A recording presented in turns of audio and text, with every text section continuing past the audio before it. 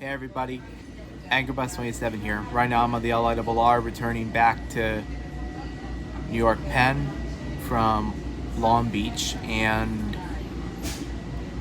while I'm back in Manhattan, we're gonna go by the Dakota, which was where John Lennon was assassinated by Mark David Chapman in December of 1980.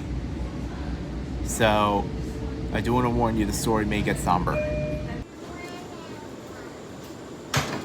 Okay, so we just got the C train at 72nd Street. Now we're going to head over to the Dakota. Okay, so once you get off at the subway station or bus stop right here, you're basically right here at the Dakota. And so Chapman was standing right there.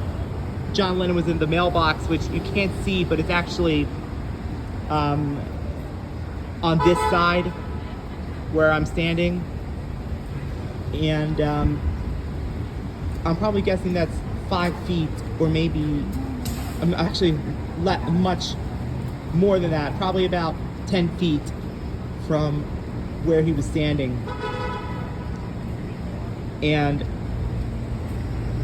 Chapman actually was living in Hawaii, but he came here with the sole intention of murdering Lennon, because Lennon made a statement that he believed was blasphemy. He stated that the Beatles are more popular than Jesus, which is,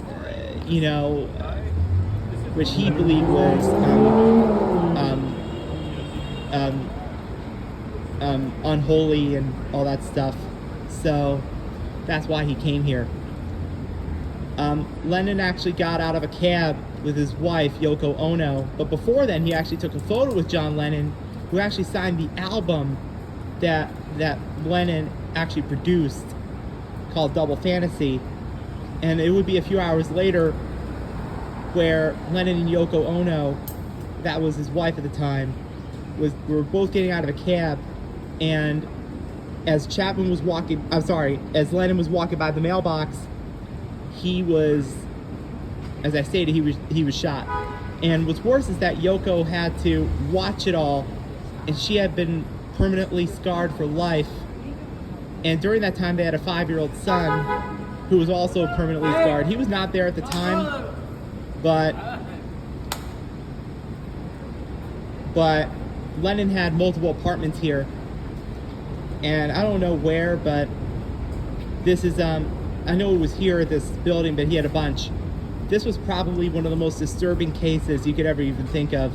And the doorman he was actually right by the doorman's booth, Chapman, and the doorman actually shook the gun, it fell to the ground, and then the doorman kicked it, and he was like, "What have you done? Get out of here.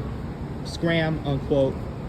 And then he started reading The Catcher in the Rye, which is a pretty controversial novel. And Chapman would plead guilty, and he would be sentenced to 20 years to life in prison, and he's been denied parole numerous times. And I hope he never gets out. He's a dangerous man, and I worry that if he gets out of prison, he's definitely gonna murder again. So I hope he stays in prison for the rest of his life. There's no two ways about it. Anyway, thanks for watching, and don't forget to subscribe.